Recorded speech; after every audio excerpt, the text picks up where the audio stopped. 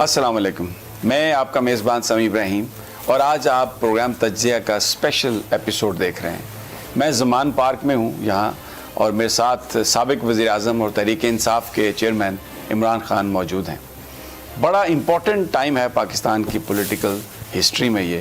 کل 26 نومبر ایک بڑا احتجاج، ایک بڑا لانگ مارچ۔ عمران خان زخمی ہیں لیکن اس کے باوجود انہوں نے کہا کہ اپنی قوم کے لیے میں نکلوں گا، اور وہاں پر وہ جائیں گے۔ اور جو گزشتہ کل تھا وہ بھی بہت امپورٹنٹ تھا، بہت ایونٹس ہوئے۔ کچھ لوگوں کو بہت توقعات تھیں کہ شاید ایک دفعہ جو پاکستان کی سب سے بڑی سیاسی جماعت ہے اس کو لڑا دیا جائے پاکستان کی فوج کے ساتھ، لیکن کل جو فیصلے ہوئے اس کے جو کانسیکوینسز ہیں وہ تو بعد میں آئیں گے، لیکن ایک سینس ضرور اس سے پریویل کر رہی ہے اس وقت کہ سب سے بڑی پارٹی کے قائد نے اگر کوئی پاکستان کی فوج کو تحریک انصاف سے لڑانے کی سازش کر رہا تھا تو اس کو ناکام بنایا۔ آج انہی معاملات پر عمران خان صاحب سے گفتگو کریں گے۔ خان صاحب، بہت بہت شکریہ، آپ نے اتنی مصروفیت میں ٹائم نکالا۔ سب سے پہلے تو میں جو کل 26 نومبر کو جو آپ کراچی پنڈی جا رہے ہیں، اتنی آپ کی طبیعت ہے، اس کے باوجود کیا آپ کا ایم کیا ہوگا، مقصد کیا ہے کل آپ کا؟ دیکھیں سمیع، اب میں اپنی قوم کے لیے جا رہا ہوں اور انشاءاللہ میری قوم میرے لیے آئے گی کل۔ مقصد کیا ہے اس کا؟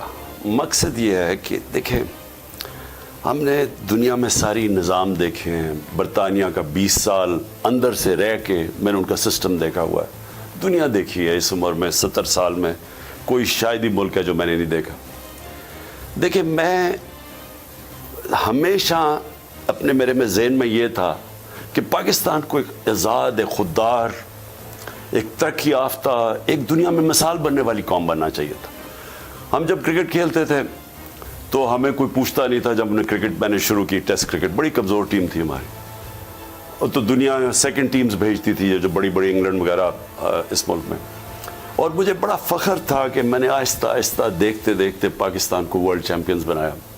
دنیا میں ہم نے جا کے دوسرے ملکوں میں سیریز جیت کے آئے، تو بڑی ہمیں فخر ہوتا تھا، کیونکہ ہم نے ایک غلامی سے نکلے تھے اور ایک ہم دنیا کو بتا رہے تھے کہ ہم بھی آپ کا مقابلہ کر سکتے ہیں۔ تو ہمارا کرکٹ تھا اس وقت۔ تو جب میں نے کرکٹ چھوڑی تو اور کرکٹ کے دور میں مجھے ہمیشہ تکلیف ہوتی تھی کہ ہمارے یہاں ایک غلام ذہنیت تھی، آزاد ہوئے ہی نہیں ذہنی طور پہ۔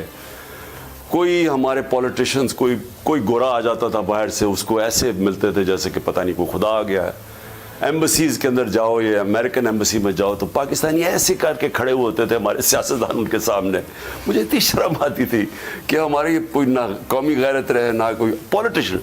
نیچے لوگوں میں غیرت تھی، اوپر جو لوگ بیٹھے ہوئے تھے تو باہر جاتے تھے، وہ نواز شریف دیکھ رہے ہیں، وہ پرچوں سے پڑھ رہا ہے، وہ کوئی یعنی مجھے بڑا افسوس ہوتا تھا۔ اور خاص طور پہ جب وار آن ٹیرر میں جب ہم امریکہ کی جنگ لڑ رہے تھے تو جو تب پاکستانیوں کو ذلت پاکستان میں ملی، یہاں دہشت گردی، اور پاکستان سے باہر جو پاکستانی تھے ان کو کہتے تھے کہ جی یہ سب سے خطرناک ملک ہے، جنگ بھی ان کی لڑ رہے ہیں، گالیاں بھی کھا رہے ہیں۔ تو میں جو اپنی قوم کو بتانا چاہتا ہوں، اور میری کوشش رہی ہے 26 سال سے، تحریک انصاف، کہ ایک قوم جب آزاد ہوتی ہے نا تو اس میں دو پہلو ہوتے ہیں۔ ایک تو قوم آزاد ہوتی ہے انصاف سے، انصاف ہمیں حقوق دیتے ہیں، میرے فنڈامنٹل رائٹس کی حفاظت کرتا ہے انصاف کا نظام، عدالتیں، آئین میری ڈگنیٹی، میرا رسپیکٹ، میرے حقوق کی حفاظت کرتا ہے، پاکستان کا آئین کرتا ہے، لیکن ہے نہیں۔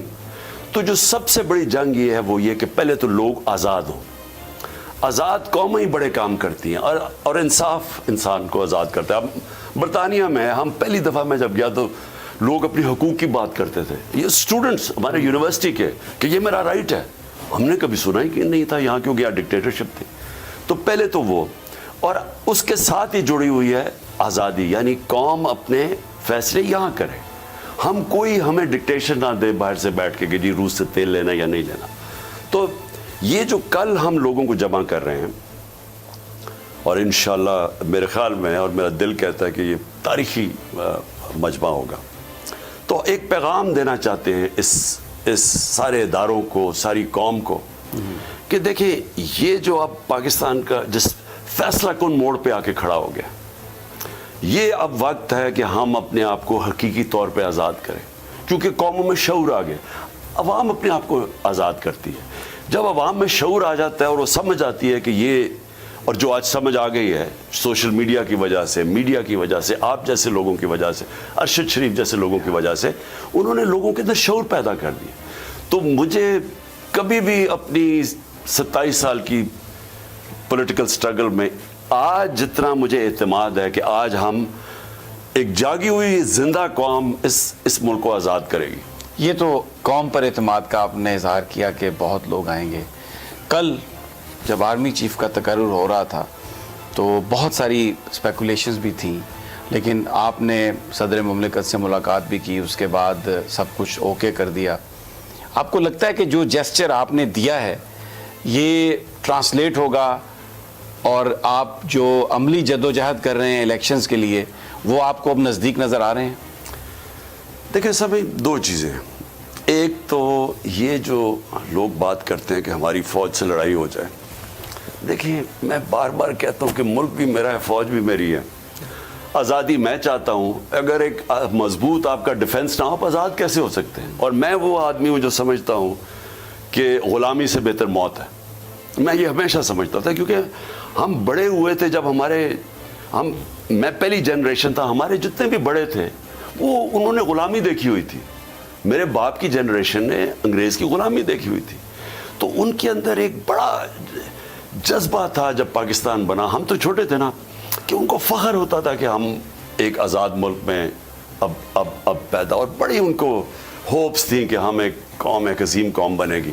اور پھر میں نے ان کی مایوسی بھی دیکھی کہ آہستہ آہستہ وہ مایوس ہوتے رہے۔ مجھے یاد ہے عبدالحفیظ کاردر جو ہمارے بڑے زبردست کیپٹن تھے، پہلے کرکٹ کیپٹن تھے، تو اور وہ آکسفورڈ بھی گئے ہوئے تھے، تو انہوں نے نا ایک بڑی کتاب لکھی کہ جرنی ٹو ڈسلوژنمنٹ، کہ ہمارا کیسے آہستہ آہستہ جو ہم نے امیدیں لگائی ہوئی تھی تو وہ گرتی گئی اور وہ کریش ہوتی گئی۔ اور وہ کیوں ہوتی گئی؟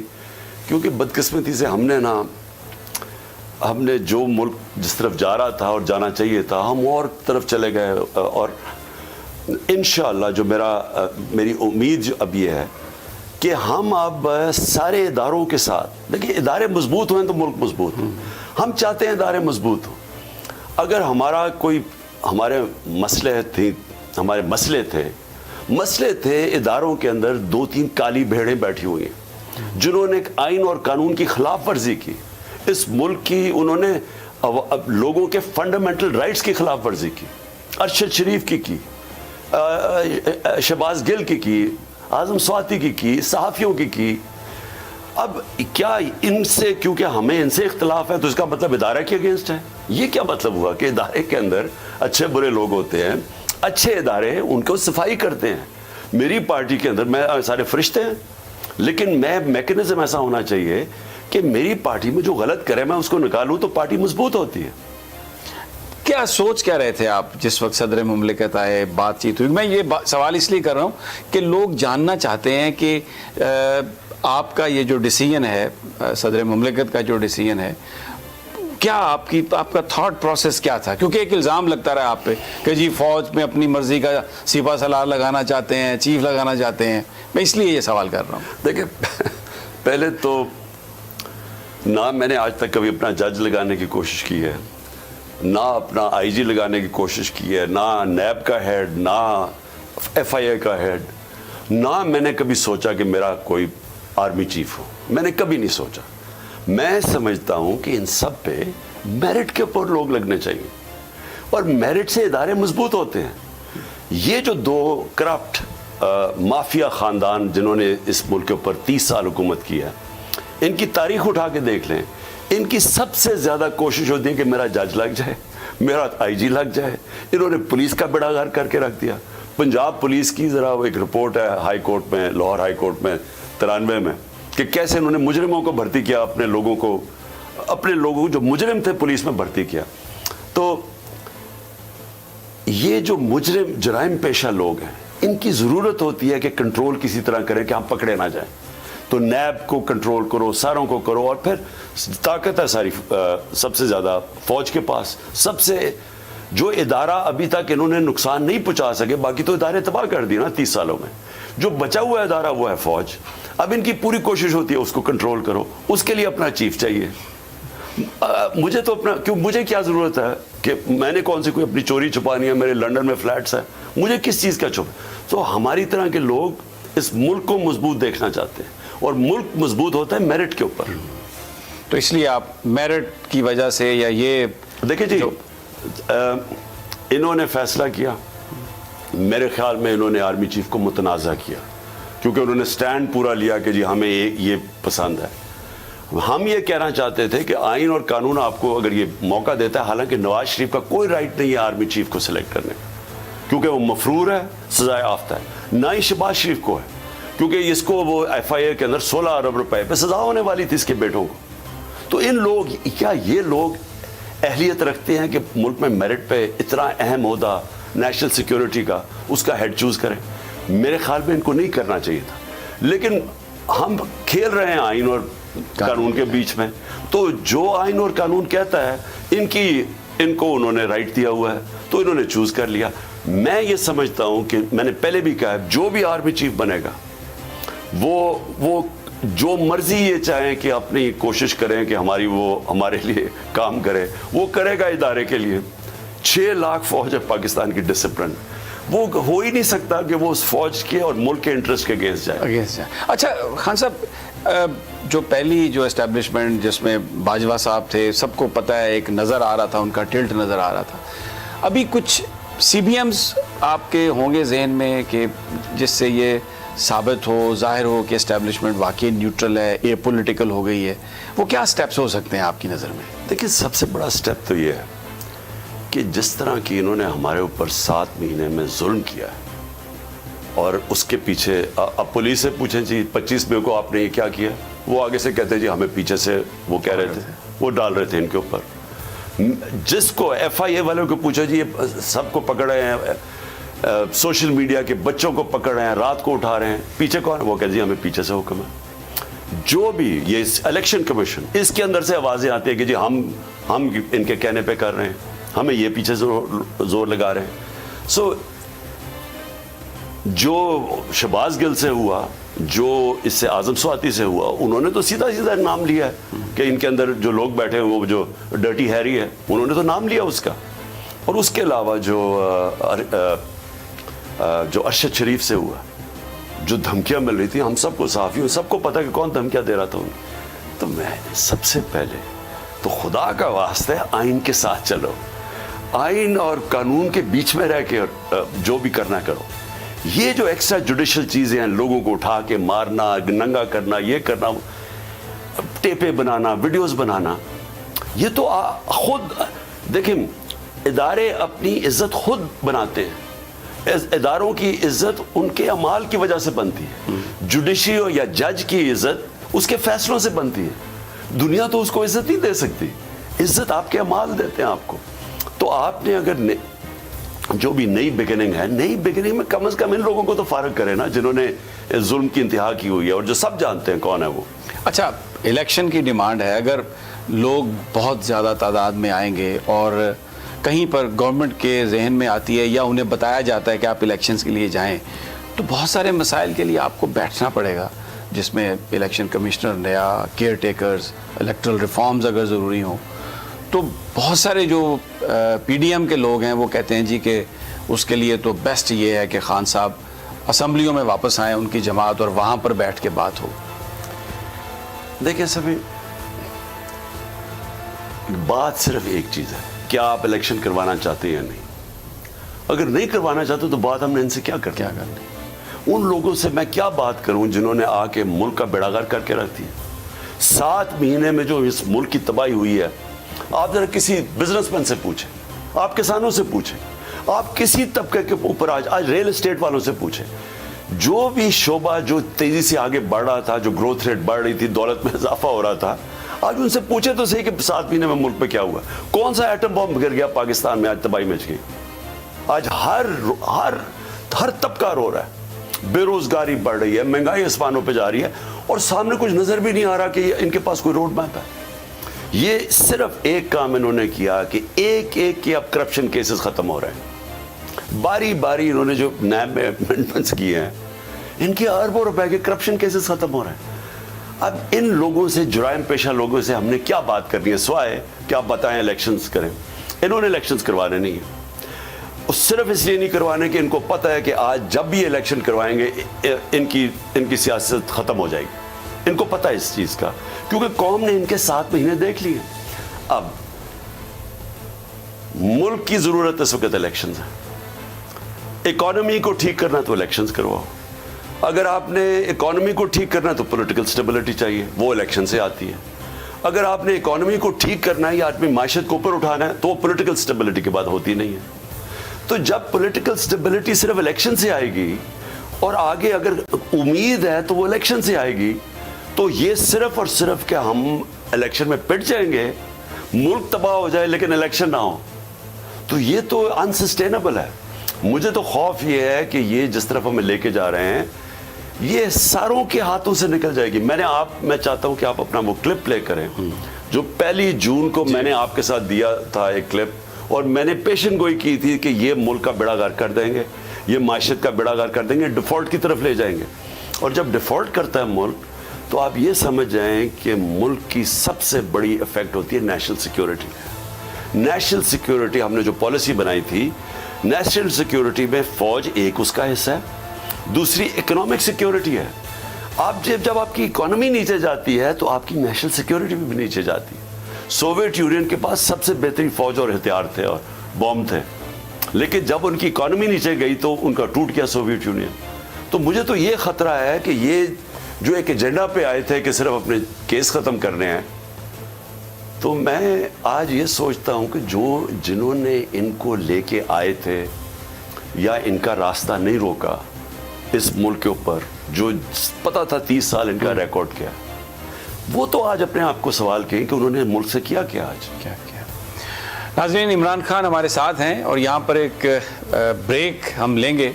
واپس آتے ہیں تو بہت اہم ایشوز ہیں, سیاسی ایشوز ہیں, کچھ پرسنل باتیں بھی خان صاحب سے کریں گے. ہمارے ساتھ ہی رہیے.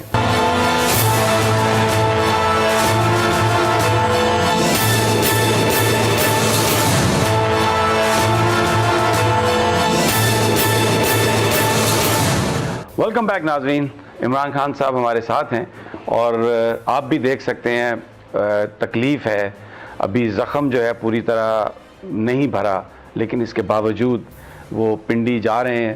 وہاں پر آپ اندازہ لگا سکتے ہیں کہ ٹریول کتنا مشکل ہوگا, چڑھنا اسٹیج پر اس حالت میں بہت مشکل ہے. لیکن میں نے یہ سوال کیا انٹرویو سے پہلے, تو جو جواب مجھے دیا خان صاحب نے, انہوں نے کہا کہ کچھ بھی ہو جائے, کتنی بھی مشکل ہو, یہ میری قوم کا مسئلہ ہے, میرے ملک کا مسئلہ ہے, میں ضرور نکلوں گا کیونکہ لوگ وہاں پر آئیں گے.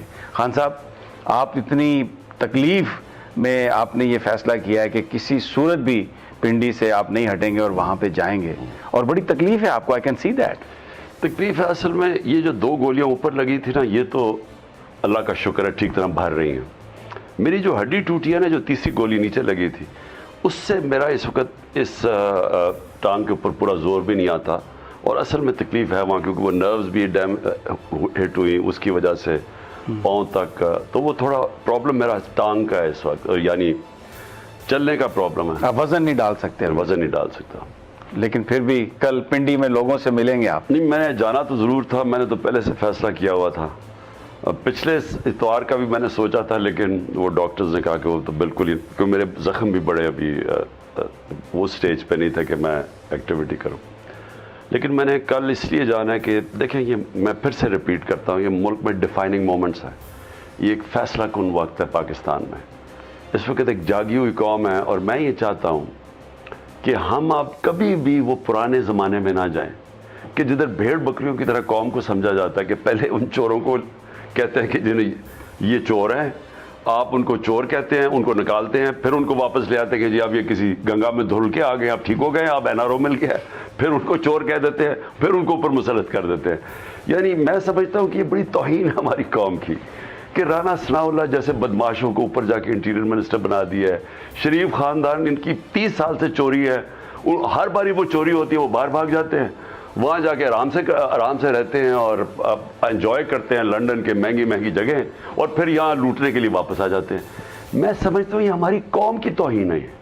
تو میں نے تو کہا ہوا ہے کہ میں تو جب تک زندہ ہوں میں ان کا مقابلہ کروں۔ زرداری ادھر ہے، سندھ سے جو وہ ظلم کر رہا ہے، جو سندھ کے لوگوں سے کر رہا ہے، میں نے جتنی یعنی سندھ کے لوگوں کو جتنی آزادی کی ضرورت ہے اس زرداری مافیا سے، کسی بھی پاکستان، باقی سارا پاکستان میں پھرا ہوں، لیکن جو ظلم وہاں ہے وہاں کہیں اور نہیں ہے۔ تو وہاں تو بالکل انہوں نے لوگوں کو غلام بنایا ہوا ہے، پولیس، تھانے، اونڈے رکھے ہوئے ہیں، جھوٹے پرچے ہیں، وہ بیچارے لوگوں کو جکڑا ہوا ہے انہوں نے۔ تو یہ وقت ہے کہ ایک قوم کھڑے ہو اپنی آزادی کے لیے، اور قوم یہ جو کل کا ہمارا مقصد ہی ہے حقیقی آزادی، یعنی ہم وہ ملک بننا چاہتے ہیں جو کہ قائد اعظم نے اپنی جان کے اوپر، یعنی وہ مر رہے تھے کینسر سے، اس کے باوجود وہ بتاتے کسی کو نہیں تھے کہ ملک بن جائے کسی طرح۔ اور پھر جو بڑی خواب تھی علامہ اقبال کی کہ پاکستان بنے گا کیا، تو ہم اس خواب کے اوپر واپس چلنا چاہتے ہیں۔ ہم یہ جو جس طرح ہمیں بنا دیا ہے انہوں نے کہ کبھی ادھر بھکاریوں کی طرح کبھی ادھر جا رہے ہیں، اور کبھی لوگوں کو کرش کر رہے ہیں، جو طاقتور ہے اس کا فیصلہ ہے کہ جو مرضی ظلم کرے لوگوں پہ، عدالتوں میں جاتے ہیں تو وہاں بیچارہ عام آدمی پھنس جاتا ہے۔ تو یہ ایک ٹوٹل ایک ملک کو اور صرف قوم کر سکتی ہے۔ میں آپ کو بتاؤں اداروں کے اوپر بھی قوم پریشر ڈالتی ہے برطانیہ میں، اور زیادہ قومیں یہ کرتی ہیں۔ برطانیہ میں وہ گئے عراق وار میں، عراق کی جنگ میں وہ شامل ہو گئے، تو ساروں وہاں پتہ تو سب کو تھا کہ برطانیہ اور امریکہ اصل میں تو جا رہا ہے عراق میں تیل ہے۔ تو اب سوچیں کہ برطانیہ کے لوگوں کو پتہ تھا کہ ان کی آئل کمپنیز کو فائدہ ہونا ہے اس سے۔ 20 لاکھ لوگ نکلے سڑکوں پہ کہنے کے لیے کہ یہ ناانصافی ہے عراق سے، ہم اس کی مخالفت کر رہے ہیں۔ 20 لاکھ لوگ۔ میں پاکستان میں کوشش کرتا رہا نکالنے کے لیے لوگوں کو، وہ 500 لوگ بھی نہ دیکھے۔ تو اب بدل گیا پاکستان، وہی لوگوں میں شعور آ گیا، اور جو ہماری نئی نسل آ رہی ہے مجھے تو اس کے اوپر بہت بڑی امید ہے، کیونکہ یہ سوشل میڈیا نے جگا دیا لوگوں کو۔ میرے زمانے میں یونیورسٹیز میں جاتا تھا، تقریریں کرتا تھا، ان کو ہی نہیں سمجھ ہوتی تھی پالیٹکس کی، تو اب اسکول کے بچوں کے اندر موبائل فون کی وجہ سے وہ پولیٹیسائز ہو گئے۔ سیاسی جب آپ کے لوگوں میں شعور آ جاتا ہے نا جی، تو وہ پھر فورس کرتے ہیں اداروں کے اوپر، وہ پریشر ڈالتے ہیں، اور یہ سوشل میڈیا ایک ایسی چیز ہے کہ جس کے پاس فون ہے اس کے پاس آواز ہے۔ اچھا، آپ دباؤ کی اور پریشر کی بات کر رہے ہیں، کل لوگ بھی آپ اسی لیے لے کے آ رہے ہیں کہ پوری دنیا دیکھے، اور دباؤ ایک پولیٹیکل جو آپ کا رائٹ ہے کہ پریشر پڑے، آپ ان سے ڈیل بھی سب سے کر رہے ہیں۔ کیا لگتا ہے آپ کو، آپ کی پرسنل اسیسمنٹ کیا ہے کہ الیکشنز کب تک ہوں گے؟ دیکھیں الیکشنز تو اب ہوں گے ہی، اور وہ یہ جو مرضی کر لیں، کیونکہ یہ پھر سے یہ ڈرے ہوئے ہیں کہ الیکشنز اگر ہوں گے تو یہ ہار جائیں گے۔ یہ جب بھی الیکشنز ہوں گے ہار جائیں گے، تو کیا یہ اکتوبر میں جیت جائیں گے؟ ان کی تو جتنی دیر یہ رہ رہے ہیں گورنمنٹ میں، یہ تو گھروں سے باہر نہیں نکل سکیں گے، کیونکہ جو حالات ملک کے انہوں نے پیدا کر دیے ہیں۔ لیکن سب سے بڑی چیز تو مہنگائی ہے۔ جو مہنگائی آج انہوں نے ساری ہمارے اوپر کیمپین چلائی کہ مہنگائی کر دی، تو انہوں نے جو مہنگائی کی ہے، اور پھر ملک بھی نیچے جا رہا ہے، پھر بے روزگاری بھی بڑھ رہی ہے، ساری بزنسز نیچے جا رہی ہیں۔ انڈسٹری جو ہم نے انڈسٹری کو اٹھانا ٹائم لگتا ہے، یعنی جب انڈسٹری آپ مثلا کسان کی مدد کریں تو 6 مہینے میں اس کی فصل ہے تو 6 مہینے میں اس کا رزلٹ آ جاتا ہے۔ آپ اگر انڈسٹری لگاتے ہیں تو سال، 1.5 سال، 2 سال اس کے بعد اس کا فائدہ ہوتا ہے، تو وہ ٹائم لگتا ہے۔ تو ہمارے 34 سال میں ہائیسٹ پاکستان کی انڈسٹریل گروتھ تھی، آج وہ 0 پہ آ گئی ہے۔ تو ان کا یہ جتنی دیر رہیں گے ملک تو نیچے جائے گا۔ تو میں یہ سمجھتا ہوں کہ ملک کے پاس اگر آپ نے بچانا ہے اس ملک کو تباہی سے، تو الیکشنز کے علاوہ کوئی راستہ ہی نہیں ہے۔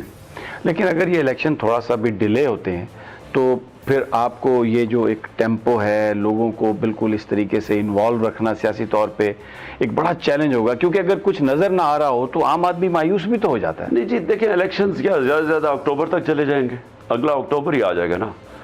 لیکن ہم نے اپنے کے اوپر اب پورا پریشر رکھیں گے، یعنی یہ جو حقیقی آزادی کی تحریک ہے یہ کل ختم نہیں ہونی، یہ چلے گی جب تک انصاف نہیں ملے گا، اور سب سے پہلے ہماری ریکوائرمنٹ ہے الیکشنز کی، تو یہ تو چلے گی آگے۔ یہ لانا چاہتے ہیں نواز شریف کو واپس، اور کہتے ہیں کہ اس سال کے اینڈ تک وہ واپس آ جائیں گے۔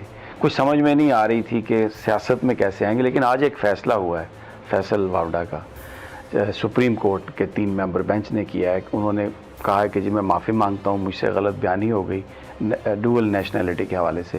تو ان کی معافی کو ایکسیپٹ کر لیا. بہت سارے لوگ یہ کہتے ہیں کہ اب یہ بیسیکلی ایک فاؤنڈیشن بنائی جا رہی ہے کہ نواز شریف صاحب کی جو تاحیات نااہلی ہے اس کا بھی خاتمہ اسی طریقے سے ہو جائے. دیکھیے کیا ہوتا ہے میں تو کہہ نہیں سکتا، لیکن ایک ملک کے اندر آپ ساری اخلاقیات ہی تباہ کر رہے ہیں. دیکھیں جو ڈیموکریسی ہے نا، جو ہم نے برطانیہ سے لیا ہے، اس سے پہلے چلے جائیں. اصل میں تو جو ڈیموکریسی تھی ہماری، وہ تو شروع ہوئی تھی مدینہ کی ریاست میں. وہاں بادشاہ تو نہیں تھی، وہاں تو انہوں نے شورا بیٹھتی تھی اور وہ سلیکٹ کرتے تھے، اور کوئی یعنی میرا بیٹا تو نہیں بنتا تھا نا، جو میریٹوکریسی تھی. تو برطانیہ کی جو ڈیموکریسی ہم نے اپنائی ہے اس کی بیسس کیا ہے کہ ڈیموکریسی کھڑی ہوتی ہے اخلاقی قوت پہ، اخلاقیات پہ. برطانیہ کا پرائم منسٹر پہلے تو ڈیوڈ کیمرون ریزائن کر دیتا ہے جب اس کی تقریباً 2/3 اکثریت، بھاری اکثریت تھی، اس کی ریفرینڈم ہارتا ہے. تو ریفرینڈم ہارنے پہ تو اس کو ریزائن نہیں کرنا چاہیے تھا، لیکن وہ کہتا ہے میں اخلاقی قوت کھو بیٹھا ہوں، میں ریزائن کر رہا ہوں. بورس جانسن، آپ سوچ لیں کہ پاکستان میں تو خبر بھی نہیں بننی تھی کہ اس نے کہا جی اس نے ڈاؤننگ اسٹریٹ میں اپنے لوگوں کو تب اکٹھا کر دیا جبکہ سوشل ڈسٹینسنگ تھی کورونا میں. اب اس کے اوپر ایک بھاری اکثریت والا پرائم منسٹر نکل جاتا ہے. تو سوچ لیں کہ ان کی اخلاقیات کے معیار کیا ہیں، ان کی مورل سٹینڈرڈز کیا ہیں، اس کے اوپر ان کی جمہوریت ہے. اب یہاں تماشا دیکھیں کہ آدمی 30 سال سے لوٹ رہا ہے، اس کے اوپر کتابیں لکھی ہوئی ہیں اس کی چوری کے اوپر، کنوکٹ ہو جاتا ہے سپریم کورٹ سے، جھوٹ بول کے ملک سے بھاگتا ہے. یہ دوسری دفعہ جھوٹ بولتا ہے. پہلی دفعہ مشرف سے معاہدہ کر کے بھاگتا ہے، 8 سال کہتا رہا کوئی معاہدہ نہیں، جب تک وہ سعودی شہزادے نے یہاں کے دکھایا نہیں. تو ایک جھوٹا آدمی ایک ملک سے جھوٹ بول کے بھاگا ہوا، جیل سے بھاگا ہوا، سپریم کورٹ کنوکٹ کرتا ہے. اگر آپ اس کو سمجھتے ہیں کہ وہ کوئی ایسا کوئی چیز ہے کہ پاکستان کی سیاست اس کے بعد چل نہیں سکتی اور اس کے لیے آپ خاص کوئی قانون بناتے ہیں کہ وہ واپس آ کے لڑ لے، مجھے اس کے لڑنے سے کوئی مسئلہ نہیں ہے. میں سمجھتا ہوں کہ یہ آ کے لڑے گا اس کو، کیونکہ اس کو پہلی دفعہ پتہ چلے گا کہ یہ قوم بدل چکی ہے جب سے یہ بھاگا باہر. لیکن مسئلہ پاکستان کی اخلاقیات کا ہے. ہم کیا پیغام دے رہے ہیں ملک کو کہ یہاں اس کا مطلب یہاں برا ہے ہی نہیں، اس کا مطلب یہ قوم امر بالمعروف پہ چل ہی نہیں رہی، جو اللہ کا حکم ہے کہ اچھائی اور برائی کے اندر تمیز کرو. تو یہاں تو انہوں نے ختم کر دیے. چوروں کو آ کے اسمبلی میں بٹھا کے وہ اپنے آپ کو قانون بنا رہے ہیں، وہ بچتے جا رہے ہیں، غریب آدمی جیلوں کے اندر ہے. یہ تو ملک کی فاؤنڈیشن ختم کر رہے ہیں. دیکھیں سمی، جو ملک کھڑے ہوتے ہیں نا وہ اخلاقی ویلیوز کے اوپر، مورل ویلیوز پہ کھڑے ہوتے ہیں. ہاں ہر ملک کے مورل ویلیوز ہوتے ہیں. جب آپ وہ مورل ویلیوز ختم کر دیتے ہیں تو آپ کو کوئی دشمن کی ضرورت نہیں ہوتی. آپ تاریخ اٹھا کے دیکھ لیں، قومیں تباہ ہوتی ہیں جب وہ ان کے مورل ویلیوز ختم ہو جاتے ہیں. آپ کسی کو دیکھ لیں، مغل کو دیکھ لیں، آخری دور میں ان کے حالات دیکھ لیں. آپ ترکوں کو دیکھ لیں جو عثمانیہ سلطنت تھی، رومن ایمپائر دیکھ لیں. یہ سارے ایمپائر آخر طور پہ جب وہ گرتے ہیں تو ان کی مورل سٹینڈرڈ تباہ ہو جاتی ہے. مسلمانوں کو دیکھ لیں، ہمارے جو سو میں سمجھتا ہوں کہ یہ اتنا بڑا نقصان پہنچا رہے ہیں ملک کو. پہلے تو ان کو چوروں کو لے کے آئے، پھر ان کو NRO دلوایا، اوپر بٹھایا ہمارے ملک پہ، ان کے کیسز ختم کیے. اب وہ جو چوروں کا سردار ہے وہ بھی واپس آئے، جو کنوکٹ ہوا سپریم. تو مطلب کہ جیل کھول دیں، پھر وہ بیچارے غریب جو جیلوں میں بھرے ہوئے ان کا کیا قصور ہے. اچھا، ایک کیونکہ پنجاب میں آپ کی الائز کی گورنمنٹ ہے، پرویز الہی صاحب وزیر اعلیٰ ہیں، بہت سارے لوگ ظاہر ہے پالیٹکس ہے، گفتگو بھی کرتے ہوں گے. پولیٹیکلی اس وقت پنجاب میں جو کچھ ہو رہا ہے، جس طرح پرویز الہی صاحب کا جو کنڈکٹ ہے، آپ اس کو کس نظر سے دیکھتے ہیں؟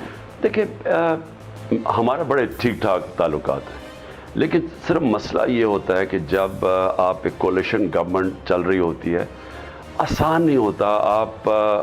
آپ کو پھر گیو اینڈ ٹیک آپس میں کرنا پڑتا ہے. یعنی جو آپ کا ایجنڈا امپلیمنٹ کرنا ہے وہ اتنا آسان ہوتا نہیں ہے. لیکن ہمارے تعلقات بالکل ٹھیک ہیں. کیونکہ جب یہ FIR کا معاملہ تھا تو اس میں بہت زیادہ یہ شور ہوا کہ شروع میں کہ جی وہ شاید پنجاب حکومت نے یہ کہا ہے، پھر آپ نے جب ساری بات بیان کی، وضاحت کی، تو اس سے چیزوں کو پتہ چلا، لیکن ایک امپریشن بیچ میں کچھ لوگوں نے کریٹ کرنے کی انہوں نے پوری کوشش کی، چودھری پرویز الہی نے، مونس نے، انہوں نے پورا زور لگایا. وہ پولیس والا کہتا کہ جی جو تھا، اس نے کہا جی میں سائن نہیں کر سکتا اس FIR پہ، آپ مجھے ہٹا دیں، میں ریزائن کرتا ہوں، کسی اور کو بٹھا دیں. وہ اتنا خوف تھا کہ جی وہ نام لے لیا ڈرٹی ہیری کا، اس کا کوئی اتنا خوف تھا. یعنی ہم حکومت میں پنجاب میں اور وہ پولیس FIR نہیں رکھوا رہی. میں نے صرف یہ کہا کہ دیکھیں آپ سوچ رہے ہیں کہ اگر یہ میرے اوپر قاتلانہ نامہ، مجھے پتہ ہے کس نے کیا ہے، مجھے پہلے سے انفارمیشن تھی کہ یہ 3 ملوث ہیں، انہوں نے کرنا ہے، اور میں FIR نہیں رکھوا سکتا. آپ سوچیں کہ کمزور آدمی اس ملک میں وہ کدھر کھڑا ہے، جدھر بھی وہ طاقتور کے سامنے جائے گا وہ اس طرح وہ ان کا پیسہ کھلا دے گا، ڈرا دے گا، دھمکا دے گا. تو انصاف تو نہیں ملنے لگا کسی کو اگر مجھے نہیں ملتا. آپ نے خود بھی کہا کہ ایک دفعہ حملہ ہوا ہے تو آپ کو خدشہ بھی ہے دوبارہ بھی حملہ کر سکتے ہیں. کل آپ پنڈی میں جائیں گے، بڑا کراؤڈ ہوگا، لوگوں میں جائیں گے، تو سیکیورٹی ارینجمنٹ کوئی خاص ہوں گے یا کیا آپ کے ذہن میں ہے؟ بالکل سیکیورٹی ارینجمنٹس ہم کر رہے ہیں. وہ میری پارٹی لوگوں کی مجھے اتنی میسیجز آ رہی ہے کہ جی اپنا دھیان رکھو. وہ ٹھیک کہتے ہیں کہ احتیاط، ہمارے نبی صلی اللہ علیہ وسلم نے کہا کہ آپ پوری اپنی انسان احتیاط کرے پھر اللہ پہ چھوڑے. لیکن دیکھیں یہ جو خوف ہے نا موت کا، میں نے تو موت بڑی قریب سے دیکھی نا، کیونکہ میں جب گر رہا تھا تو یہاں سے گولیوں کی مجھے وہ گئی ہیں اوپر سے، تو میں اگر وہ نہ ٹانگ پہ گولی تو سیدھے اوپر لگنی تھی، یا وہ لڑکا ہاتھ نہ وہ ابتسام وہ نہ ہاتھ مارتا تو وہ گولی بجائے ادھر لگنے کے اوپر لگنی تھی ساری. تو میں نے تو دیکھی ہے. تو اللہ بچانے والا ہے، کوشش انسان کرتا ہے، لیکن یہ ایمان ہمارا ہونا چاہیے کہ وہ جب تک اس کا فیصلہ نہیں ہے نا آپ دنیا سے نہیں جاتے. یہ بالکل یہ بات آپ کی صحیح ہے. فیملیز بھی آئیں گی کل، بچے بھی آئیں گے، انہوں نے بڑا کوشش کی ہے ٹیرر پھیلائیں، خوف کہ جی سوئسائڈل بامبنگ ہو سکتی ہے، یہ ہو سکتا ہے، وہ ہو سکتا ہے. سو واٹ ڈو یو سے ٹو دا فیملی؟ دیکھیں یہ اتنا ڈرتے ہیں لوگوں سے، عوام سے، یہ چور اتنا ڈرتے ہیں کیونکہ ان کے لیے کوئی نکلتا نہیں ہے، ان سے جلسہ ہی نہیں ہوتا. یہ مل کے بھی ساری 11 کی 11 یہ جو بھی ہیں ٹولہ چوروں کا، یہ مل کے بھی تو آدھے سے بھی کم، یعنی چھوٹا سا منار پاکستان کا حصہ نہیں بھرتا. ہمارے یہ 65-70 جلسے دیکھ لیں جب سے میں پار سے باہر نکلا ہوں، مجھے خود حیرت ہے کہ کس طرح پبلک نہیں.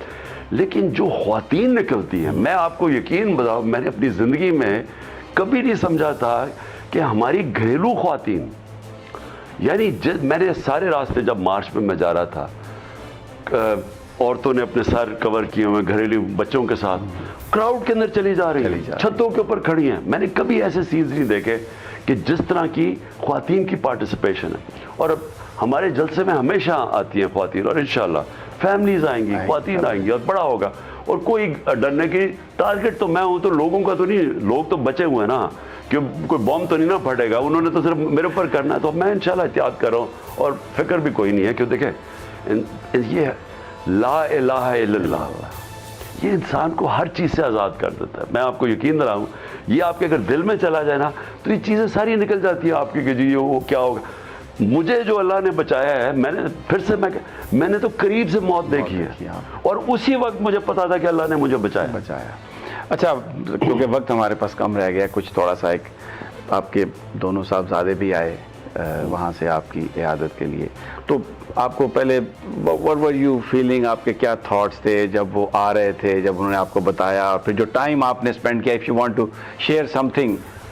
پہلے تو 3 سال کے بعد آئے وہ، اور کیوں نہیں آیا کیونکہ وہ کرونا کی وجہ سے 2 سال ٹریول اتنا مشکل تھا. وہ دونوں پڑھ رہے تھے یونیورسٹیز میں، تو پرابلمس تھا. تو وہ اور 1 سال میرا یہ سارا اسی میں نکل گیا. تو وہ میں ان کو خود ہی نہیں بلا رہا تھا، اور پھر میرے اوپر کیسز تھے، مجھے ڈر تھا وہ بیچارے آئیں اور میں اگر یعنی وہ کوئی پولیس ایکشن ہو مجھے جیل میں ڈال دے، تو میں ان کے لیے ان کو نہیں بلا رہا تھا. لیکن جب یہ ہوا تو وہ دونوں پریشان، ظاہر بہت پریشان تھے. تو آئے، بڑا اچھا ٹائم ہم نے گزارا، مجھے موقع بھی مل گیا ان کے ساتھ ٹائم گزارنے کا. خان صاحب بہت بہت شکریہ. کل آپ پنڈی میں ہوں گے، ہم بھی انشاءاللہ پنڈی میں ہوں گے، آپ سے وہاں پہ ملاقات ہوگی. ناظرین یہ تھا آج کا تجزیہ، اور انشاءاللہ جلد آپ سے پھر ملاقات ہوگی. اللہ نگہبان.